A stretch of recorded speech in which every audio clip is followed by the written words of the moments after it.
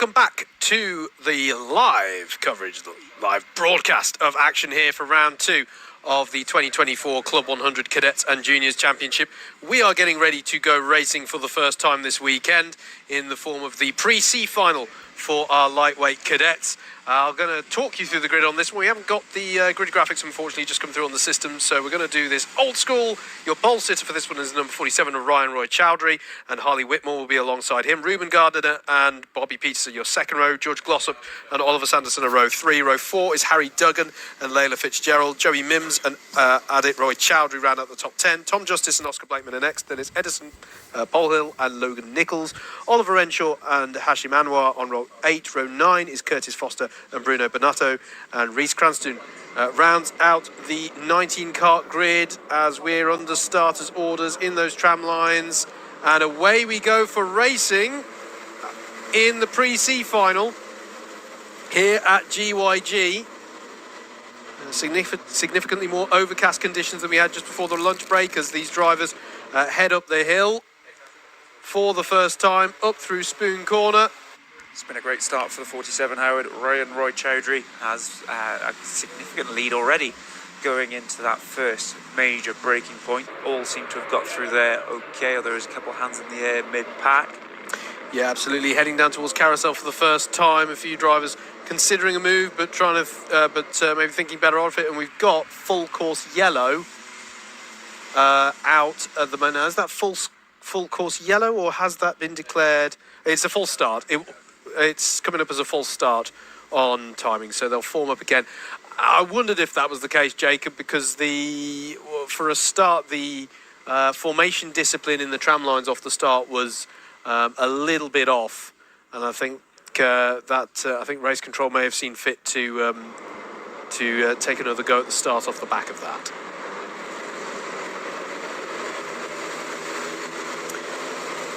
So we will form up again into our grid formation, 2x2 formation that it is. It will be a rolling start, as you saw, which actually isn't all that common for the cadet age group in British karting. Quite a lot of championships at cadet level using a standing start, but I like a rolling start. It's what the drivers will have when they get onto higher age categories, and personally, I just find it a better way to start a race.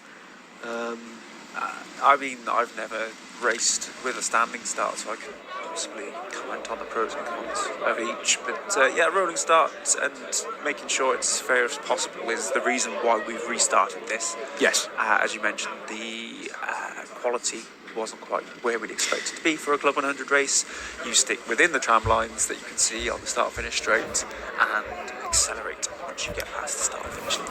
Absolutely. So the key story here, or the big thing here, well, obviously whoever wins this will have the pride of having taken the win, but the top two, remember, will be promoted, will be repechaged up onto the back of the Pre-B final grid. Away we go then for start number 2, and it's now going to be a 9-minute race because 2 minutes get removed for every full start. But once again, Ryan Roy Chowdhury leads them up the hill, and he's had a good start, although he is under pressure there by the looks of it from Harley Whitmore in the 71 as they come through. We've got a driver off, 2 drivers left there at the top of the hill, and it's a spin and round. That driver will need to recover the cart to the tarmac. We'll have a look on timing for who's dropped down the order. I didn't quite catch what the number was there. The driver's absolutely fine, and he's getting assistance from one of the officials. Got a driver out wide there at the carousel as well. That looks to me like it might be, again, I think Hashim Anwar, is it in the 99? Might be, yeah. It definitely ended in the number 9, didn't it? It may have been Bobby Peters. We'll double check that on timing as they come around this time. For the first time, though, these drivers go down through the Devil's Elbow complex and come around to finish their first proper full green flag racing lap of the day. Ryan Roy Chowdhury leads then, Ruben Gardner in second. And dropping down the order, it was Bobby Peters, I think, who's the driver we saw spinning out there in the number 19 car. Logan Nichols in the 88 was your driver at the top of the hill at Spoon Corners. We're almost going 3 wide through Spoon there in the mid-pack as they come down the hill now. Has that been a change there No, it is still Chowdhury in the lead, but he's under serious pressure now. Then there is a move for the lead. That is the 41 of Ruben Gardner getting through with a robust move there at Carousel, muscling his way through up into the lead of the race. And immediately Ryan Roy Chowdhury is under pressure as well from the 17 of Oliver Sanderson behind. Yeah, Ruben looking like he's got pretty good pace. There's a couple of yards gap already as they go side by side there through the last couple of corners, and then through paddock up the inside of the 17. Ollie Sanderson, he moves ahead of Ryan Roy Chowdhury. It's all change in the top three, Harry. It is, yeah, and it's a costly lap as well for Harley Whitmore, who dropped to the back. The pack behind this top three is really frenetic as well. Layla Fitzgerald has just got to the head of it. You'll see it there, coming into shot there. And it was going to change again as well there, because that looked to me like George Glossop going for a move there through, and I think he has got through there as well. So that pack behind the top three as well is really quite frantic. George Glossop is ahead though as they come into the carousel. He's in the number 54 cart there at the head of the field as they come around the top on a lap. There's your top three then. And there's George Glossop being pursued by Layla Fitzgerald and frankly everybody else as well. Tom Justice, Harry Duggan, Edison Polhill, who's got a penalty, by the way, for ABC bump and pass. That means that there was too much contact in an attempt for an overtake, and that will mean 4 positions deducted at the end of the race, unfortunately for Edison. That's how that penalty works. This lap, it's Harry Duggan who drops back in that pack, but this is a battle for the lead going up the hill, Jacob. Ollie Sanderson to the outside. He's got the fastest lap of the race. He's going to go the long way around there on Ruben Gardner. Can he hang on around the outside of this long right-hander? Looks like Ruben's still got the advantage coming down into the carousel, but Ollie Sanderson is all over it. Fastest lap last time around. He was a 10th and a half behind him going over the line, and it looks like he's going to shape for another move into the Devil's Elbow, if not sooner. Yeah, looking racy, isn't he? And a bit of a trio breaking away behind them as well from that pack in the top 10. George Glossop, Layla Fitzgerald and Edison Polhill, albeit with the penalty hanging over the last of those three, are also in their own little group of 3. In fact, a little gap's opened up now between Sanderson and Chowdhury. So Oliver Sanderson here can challenge Ruben Gardner. Gardner's going to hang it to the inside to dissuade a move as much as possible. Sweep up through Spoon Corner. Last lap we saw Sanderson try and put a move around the outside. He's on the outside again. He's going to have to be very bold or get a switchback move maybe out of the Spoon complex there and maybe get a run on Ruben Gardner down towards Carousel. But Gardner positioning his cart well there, the driver of the number 41, on the inside to make the move difficult through Carousel. Yeah, excellent defensive driving, but what these guys have got to manage is that gap back to Ryan Roy Chowdhury and indeed George Glossop and Layla Fitzgerald, who seem to have calmed down a bit and understand that they have to work together to catch this front three of the repechage. Only the top 2 will go into the Pre B final, and that's where you'll be scoring more points than in the Pre C final, which we're currently watching. The gap now back to 4th and 5th. George Glossop sets the fastest lap, and well, briefly before Tom Justice sets another one, but that pack behind Howard seems to have calmed down and understand that they've got to catch the front 3. Yeah, they sort themselves out as we go side by side in lead battle again. That's probably the best run that Sanderson has had, and he is going to sweep around the outside, is he, as they go through Spoon Corner. That is a change for the lead, and Sanderson now, Oliver Sanderson in the 17, takes himself to the head of the field.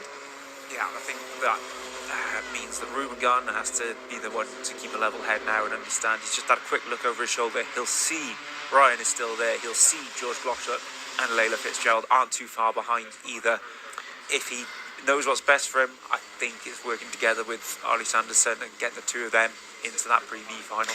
And Tom Justice may have the fastest lap of the race as we're looking at a battle. Is that Edison Polhill, sorry, battling away with Ardit Roy Chowdhury now, and that's a change for position. That stays as it was as Roy Chowdhury pulls alongside Polhill now, and that is the change of position. That's Ardit Roy Chowdhury up to 8th place there, as we've got a driver out. I think that might be a driver a lap down. Yeah. The way Reece Cranston now with the fastest lap of the race, and he must have had some kind of penalty off the back of qualifying, because he was trading some of the faster lap times and he was at the back of this grid, so he's definitely one to watch here. I think that's a driver, a penalty driver trying to get on up into the promotion spots. He was excluded from qualifying. He set a fastest lap of 52.6, which compared to Ryan Roy Chowdhury, who was at the top of the times for this one at 54.4, he's nearly 2 seconds a lap quicker than most of the field, which is why he's worked his way up to 6th already from 19th. Let's see how far he can go on this next lap. He's 5th now ahead of Layla Fitzgerald. Absolutely, and obviously the full start would have impacted the time he's got to play with to try and get to the head of this field, because he took the race from 11 minutes to 9. So for him to have got up into this position is very impressive. Going for a move there on, is that on Ryan Roy Chowdhury? Yes, it is. So he's now up into third place, is Rhys Cranston. No, he's not quite. Oh no, sorry, apologies. That's George Glossop. Sorry, putting the move. So apologies there. George Glossop gets ahead of Ryan Roy Chowdhury, and now George Glossop is under pressure from Rhys Cranston as they come down through the compression corner and into Devil's Elbow. Yeah, we'll get 3 more laps, I think, based on the amount of time currently left. Ollie Sanderson out in the lead, Ruben Gardner in second, and Ryan Roy Chowdhury was in third, but we're about to see our timing screen on the left update, and there it is. George Glossop into third, Rhys Cranston into fourth. Can George or Rhys make an impression on that top two in the remaining couple of laps? Yeah, absolutely. Up through Spoon Corner they come then, and he's going to have to go the long way around as Cranston if he's going to make the move. Behind them, though, Ryan Roy Chowdhury, Layla Fitzgerald and Tom Justice doing battle. I have to say, by the way, Tom Justice may have at some points had the fastest lap of the race, but he is carrying a penalty for bump and pass, as that's Layla Fitzgerald having a little look at a move on was that George Glossop who dropped that there? It was Pole Hill, sorry, yes. Layla got the worst end of that deal at the top of the hill and was pushed slightly wide, whether or not there's a penalty. And speaking of pushing, Howard, what do you make of that? That's a tidy little, that was a pretty tidy move there, looked to me, by Cranston on Glossop. He just sort of put Glossop in a space that he had to give way, otherwise he wouldn't have had the space into Devil's Elbow. It was robust, but I think that was the right side of robust, if that makes sense. Absolutely it does. And he's now got his eyes on Ruben Gardner, who's dropped back a bit from Oliver Sanderson. Oliver Sanderson's got about a second's lead at the front of this. This is the penultimate lap. It will be the last lap next time around, I believe, unless I've got the rules and regs wrong. No, it will be... Sorry, the last lap board has been shown. So last lap board was shown at the start of this lap. They preempt when the clock is going to hit 0. So this is going to be it. And the question is, can Cranston bag a promotion position here? It's going to be very close between him and Ruben Gardner. Oliver Sanderson is going to come round to take the checkered flag, which indeed he does. And it's Ruben Gardner just who keeps himself in second place and bags a spot on the pre-B grid. Gosh, if you're Rhys Cranston and if you worked well all up, I can imagine that'll be slightly frustrating, but he's putting himself in perfect stead for the C-final. But that was a really impressive drive up through the order, but close, but not quite the promotion there for Cranston. Well done to Oliver Sanderson and Ruben Gardner. Bagged themselves positions on that pre-B grid. We'll see them the next time we see cadets out on circuit in, after the next race. But one, George Glossop in 4th, 5th for Tom Justice, Ardit Roy Chowdhury in 6th, Ryan Roy Chowdhury in 7th. Then it was Layla Fitzgerald in 8th, 9th for Edison Pole Hill, albeit with a penalty to be applied. And then Joey Mims rounds out your top 10 there, as Bobby Peters comes across the line to take the checkered flag. A bit of a frustrating one for him with that spin carousel on the first lap. Bruno Bonato as well rounds out the 19 finishes there. That then was your first race of the weekend, the Pre C final for cadets. The next one out on track will be the Pre